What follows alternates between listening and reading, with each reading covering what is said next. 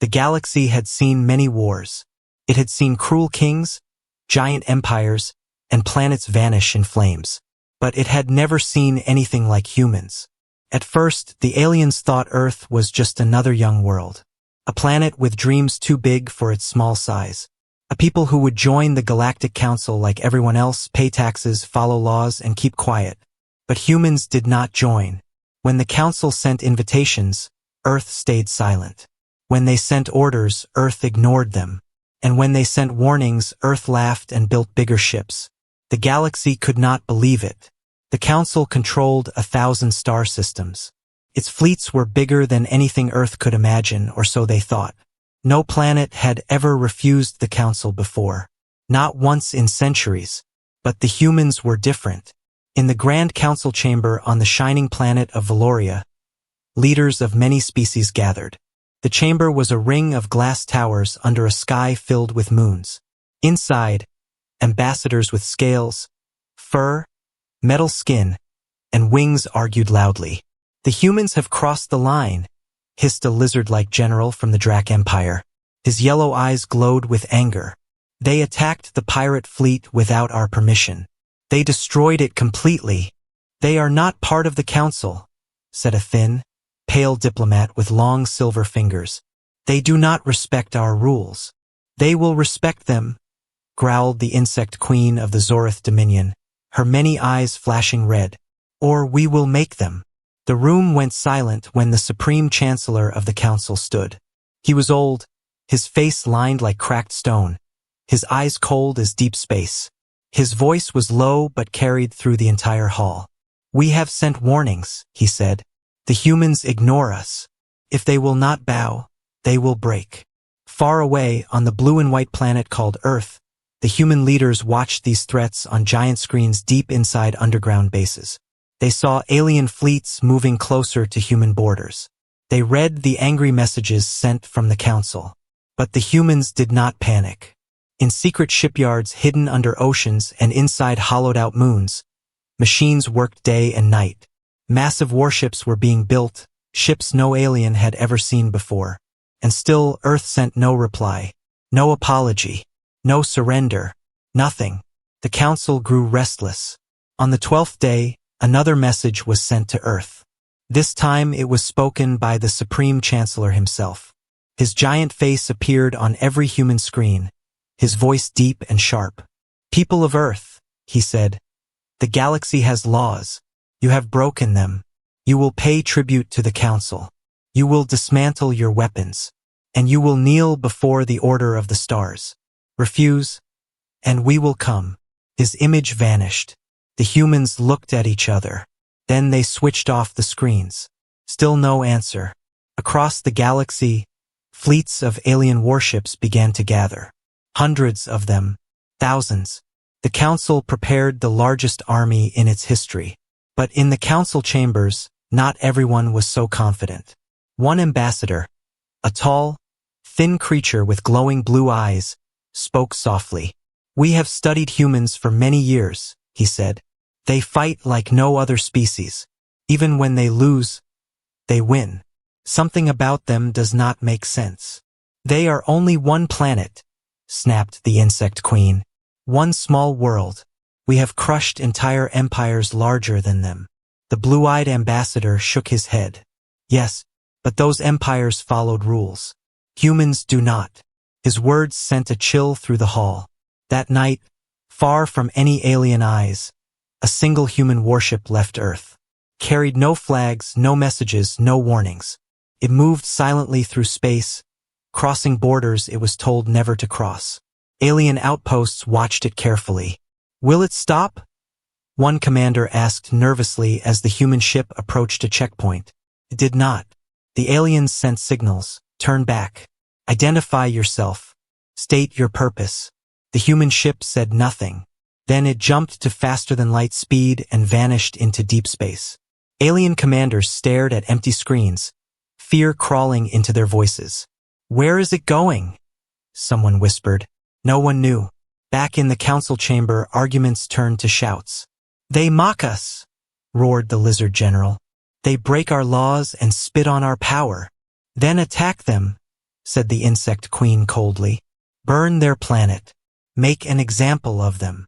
The Supreme Chancellor stood again. His old eyes glowed under the silver lights. Yes, he said, we will attack.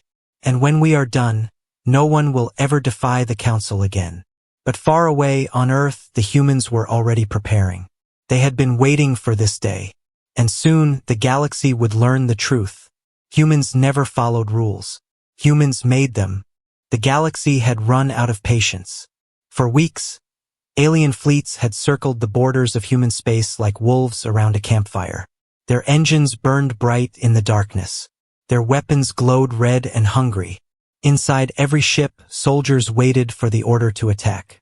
And on the 15th day after the Council's warning, the order finally came. The Supreme Chancellor of the Galactic Council stood before 1,000 commanders, his voice as cold as the void. Humans refuse to bow, he said. Today, the Council shows them the price of defiance. Strike their colonies. Strike their fleets. Leave nothing standing. The Council's armies cheered. Across the stars, fleets began to move. Far from Earth, on the quiet human colony of New Horizon, children played under twin suns. Farmers worked in golden fields. Life was peaceful. They knew alien ships were near, but they believed Earth would protect them. Then the sky burned. Alien warships came like shadows with teeth. Their weapons lit up the clouds. The first colony shields cracked under the storm. Panic spread.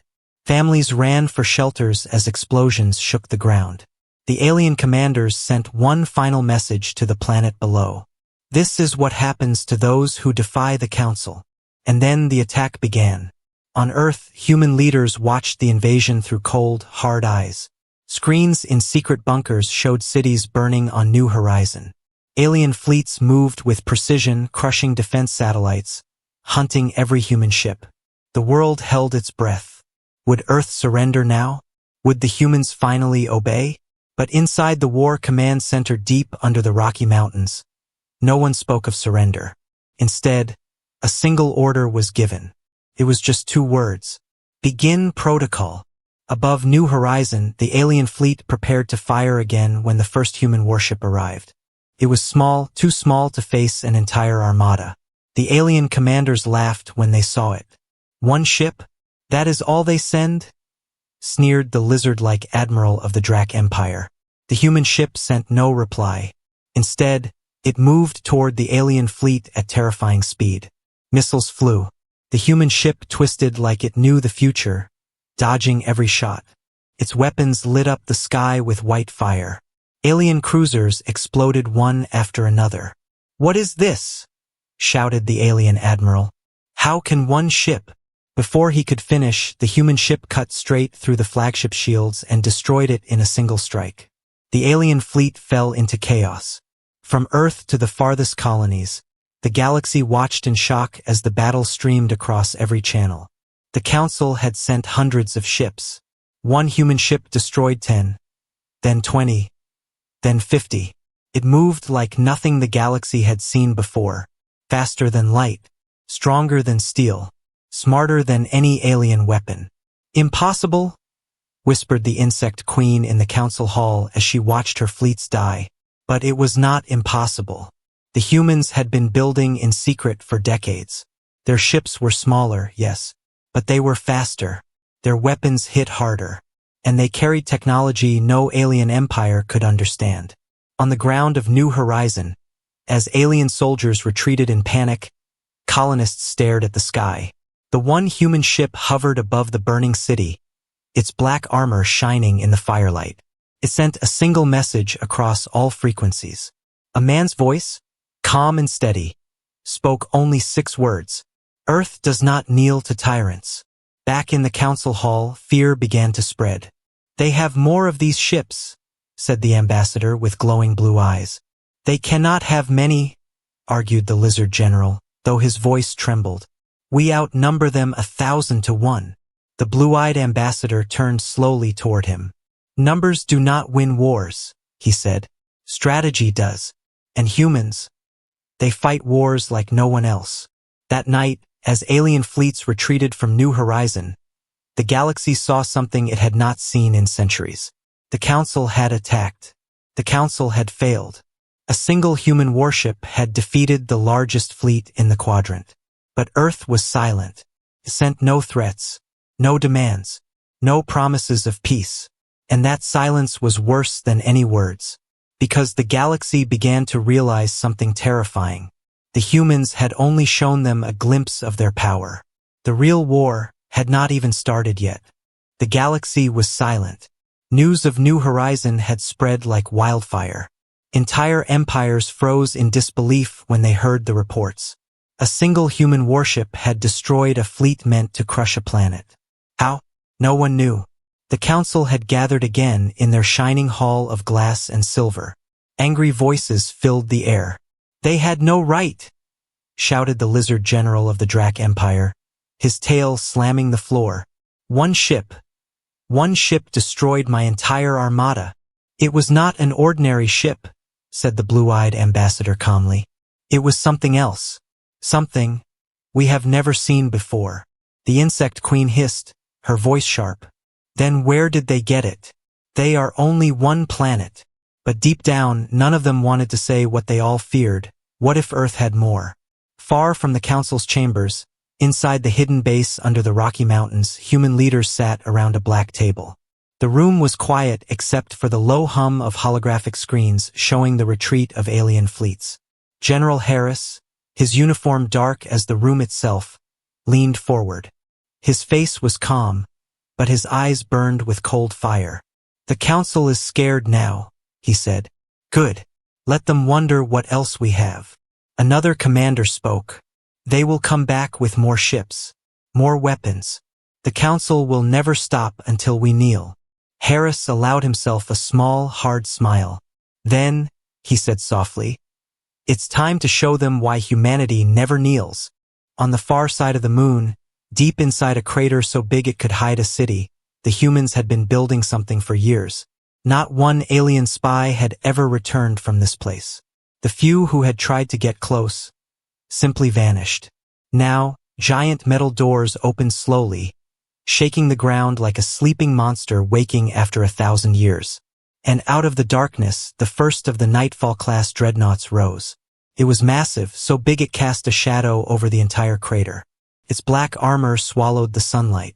Rows of weapons lined its sides, each one glowing faint blue. It carried no name, no markings, nothing to show it was human, except for the red symbol of Earth glowing faintly near its bridge. This was the real reason Earth had stayed silent all these years. While the galaxy argued about laws and politics, humans had been preparing for war. Back in the Council chambers, fear began to grow like cracks in glass.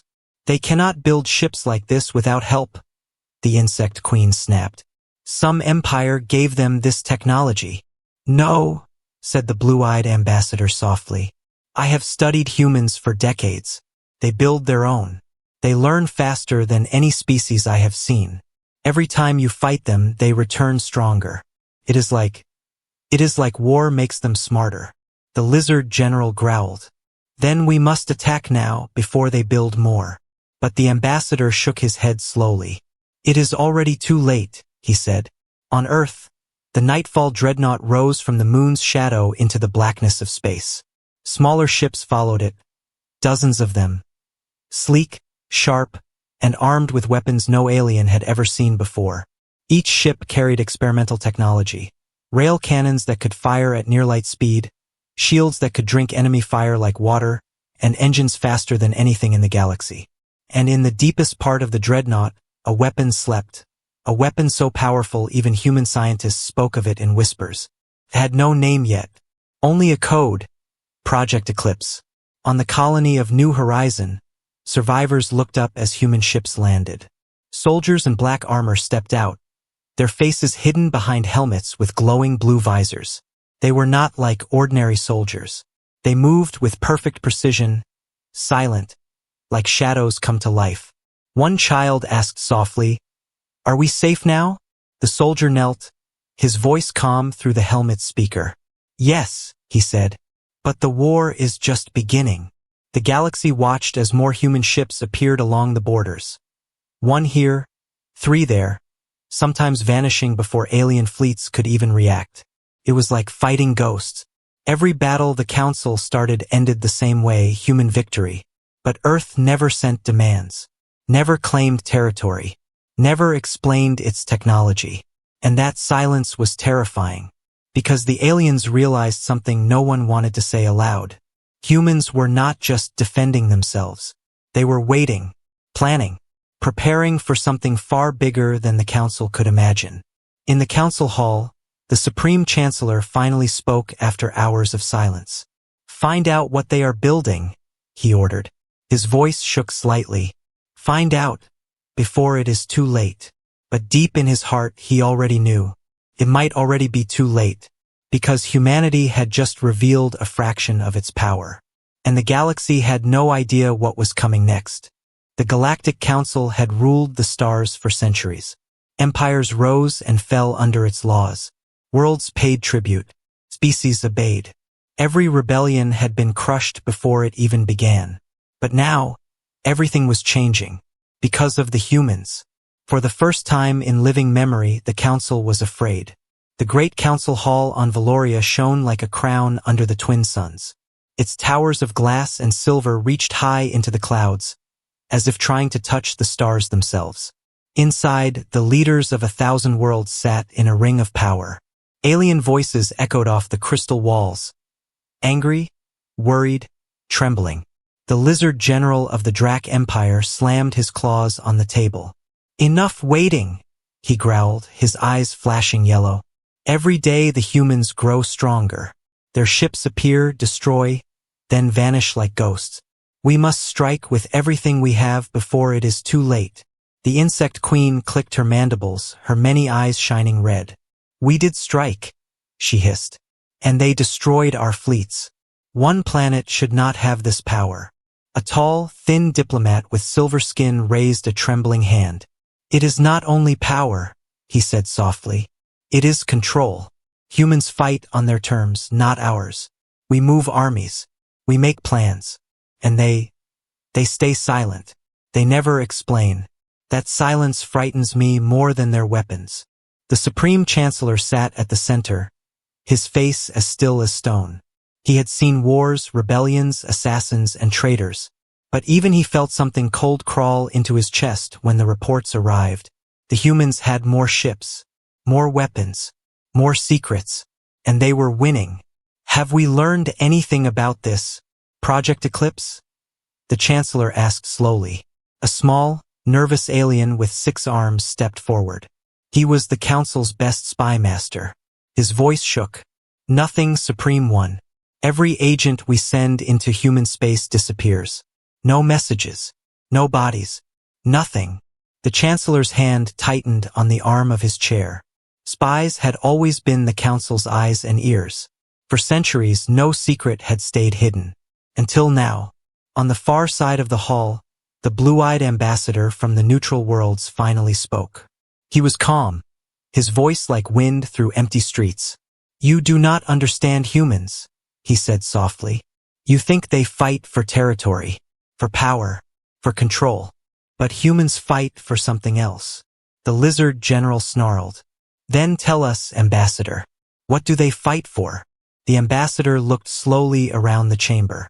"For the right," he said, "to never bow to anyone."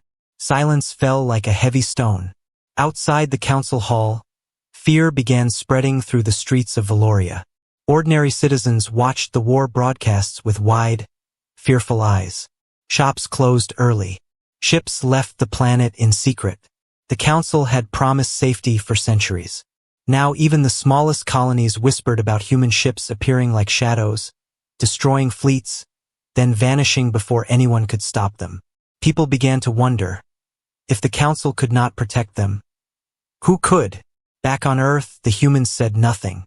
Deep under the oceans, inside hollowed-out asteroids, and across secret bases on icy moons, factories burned day and night. Dreadnoughts rose from the darkness like monsters made of metal. Fleets trained in silence. Weapons the galaxy had never seen before waited in deep storage bays. Humanity was preparing for a storm only they could see coming, and they never explained why. In the council hall, panic grew with every report. More fleets have vanished near the Orion Belt, a messenger shouted as he entered the chamber. No survivors. No wreckage. Nothing but silence. The lizard general slammed the table again. It is those cursed human ships.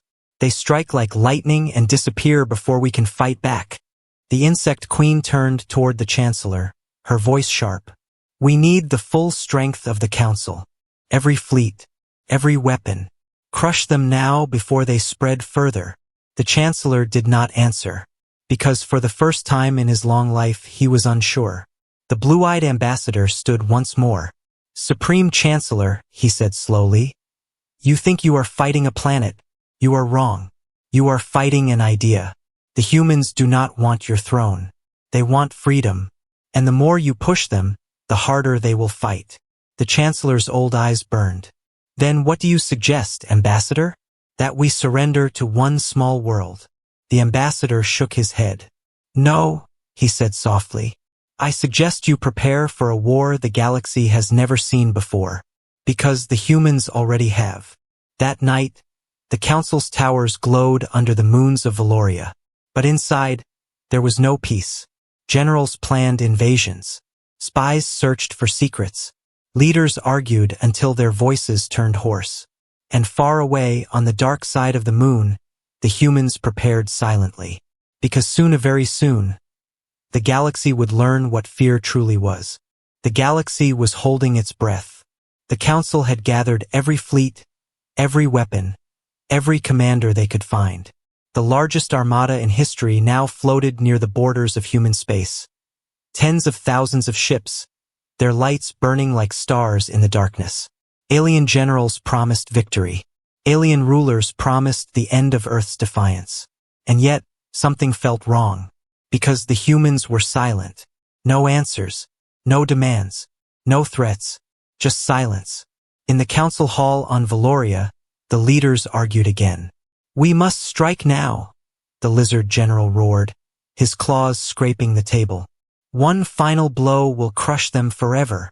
They are waiting for us to make a mistake, the blue-eyed ambassador said softly. They want us to attack first. The insect queen snapped her wings angrily. Nonsense. They are one planet. One. We are 1,000 empires. We have numbers, power, technology. She stopped when a messenger ran into the chamber, his face pale. Supreme Chancellor, the messenger gasped. You must see this. High above the council hall, giant screens showed live images from the border of human space.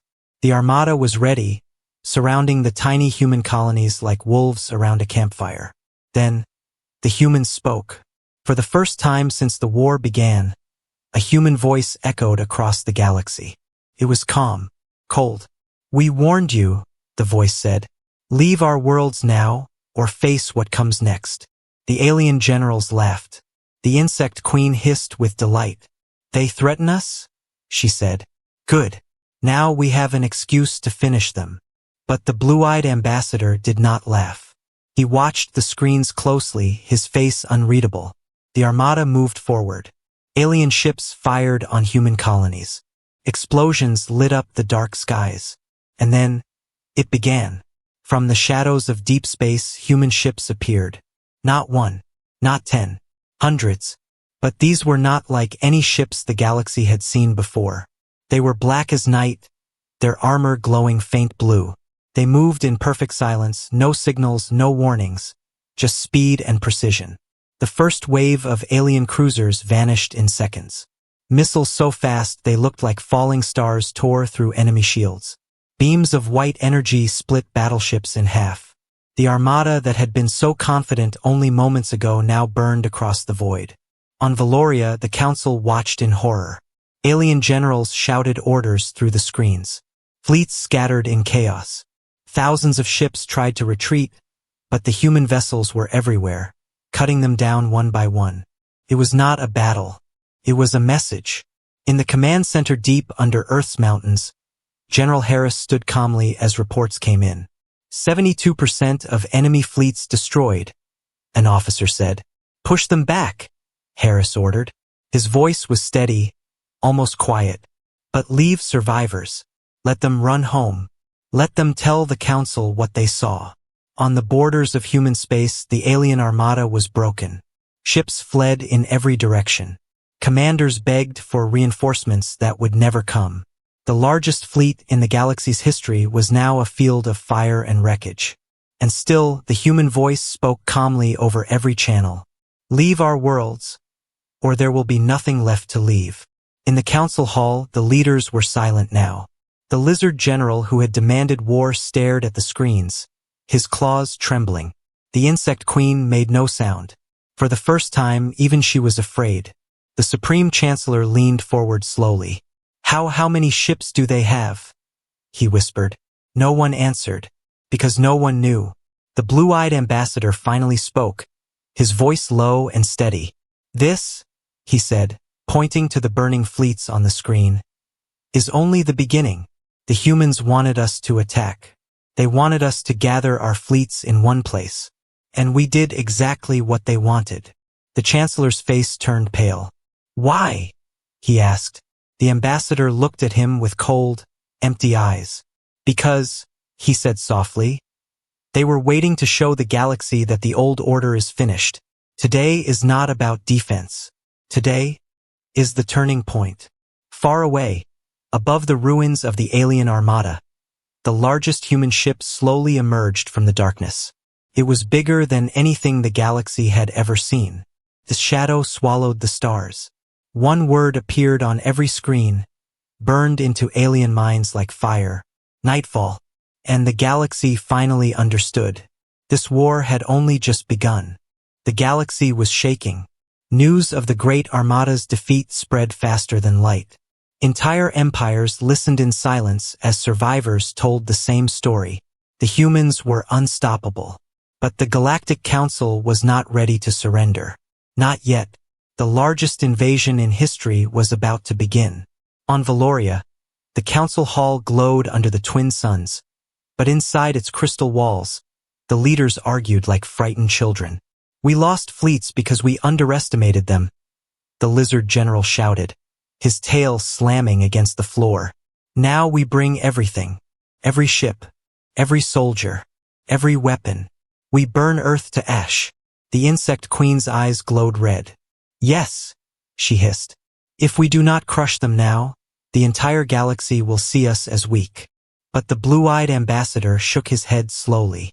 You still do not understand, he said softly. Humans fight wars differently. We count armies. They count possibilities. You throw fleets at them.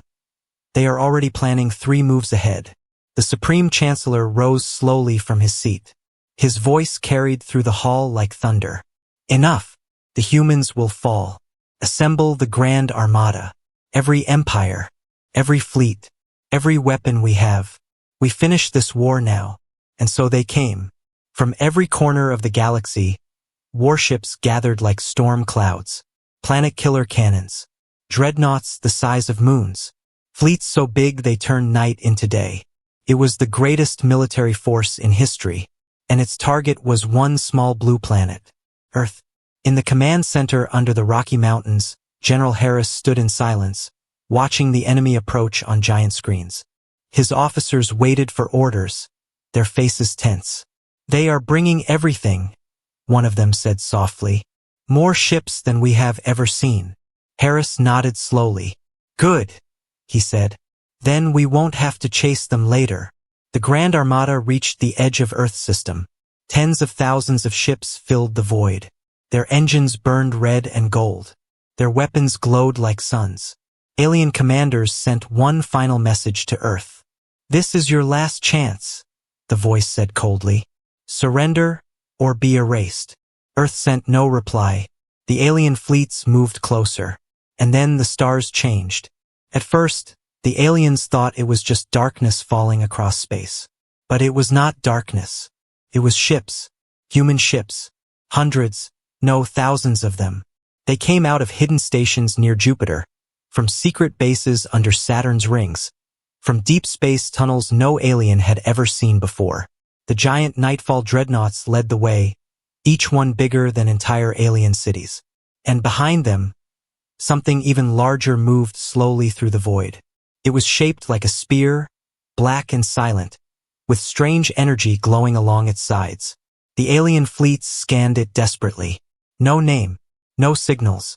Only one code appeared in human transmissions. Project Eclipse. The battle began. Alien ships fired first. Thousands of missiles, beams of burning plasma, planet-killer cannons that had ended entire civilizations before. Human shields held. Then Earth answered. Nightfall dreadnoughts fired weapons the galaxy had never seen before. Beams of white light that cut through entire fleets, rail cannons that ripped through enemy armor like paper, missiles that moved faster than anything the aliens could track. Alien formations shattered. Entire battleships vanished in single flashes of blue fire. At the center of the battle, Project Eclipse finally moved. It did not fire missiles. It did not launch fighters. It simply released a single pulse of energy, silent, invisible, unstoppable. Alien ships across half the battlefield went dark. Engines dead. Weapons offline. Fleets that had ruled the galaxy for centuries floated helplessly in space like broken toys. The humans fired again. This time, no one was laughing. On Valoria, the Council watched the live feeds in horror. The lizard general who had demanded war sat frozen, his claws trembling. The insect queen made no sound at all. Even the Supreme Chancellor's face turned pale. They had this power all along? He whispered. The blue-eyed ambassador closed his eyes. No, he said softly. This is only the part they want us to see. Back in space, the Grand Armada was gone. Some ships destroyed, some drifting dead and silent. The survivors fled in panic, scattering into the void like insects running from fire. And through the smoke and wreckage, the Nightfall dreadnoughts and Project Eclipse moved forward, calm and unstoppable, like hunters who had only just begun. On Earth, General Harris gave only one order. Let them run, he said coldly. They need to carry a message back to the Council. What message, sir? An officer asked. Harris looked at the burning stars on the screen. That the war is over, he said. And the galaxy belongs to no one but itself now. The war was over. But the galaxy had not yet understood what that really meant. For centuries, the Galactic Council had ruled the stars like gods. Their laws reached every world. Their fleets crushed every rebellion. Their voice was the only voice that mattered. Now their fleets were gone. Their armies were broken. Their power was dust scattered across the void. And humanity, just one small planet at the edge of the galaxy, had done it. On Valoria, the council hall was silent. The once proud leaders of 1,000 worlds sat in darkness. The shining walls felt colder now. The crystal towers outside looked like the bones of a dying giant. The lizard general who had shouted for war no longer spoke. His claws trembled against the table. The insect queen, always loud and full of anger, kept her wings folded tight, her eyes empty. The Supreme Chancellor sat at the center, his face pale as stone. He had led the council for decades, but now he looked older than the stars themselves. No one dared speak the truth out loud. The council was finished. A sound broke the silence. A transmission. From Earth. The leaders leaned forward nervously as the message appeared on the giant screens. It was not a threat. It was not a demand. It was simply a human voice, calm, steady, cold. The war is done, the voice said. We will not conquer your worlds. We will not rule your people. But the age of the council is over. From now on, every world chooses its own path. No one gives orders to the galaxy ever again. The leaders stared at the screen in shock. The humans were not taking power. They were ending it. But deep down, everyone understood the truth. The galaxy was free now, but only because humanity allowed it. The Nightfall dreadnoughts still floated across the stars like silent giants. Project Eclipse still slept inside its massive black hull, its power untouched, its strength unquestioned.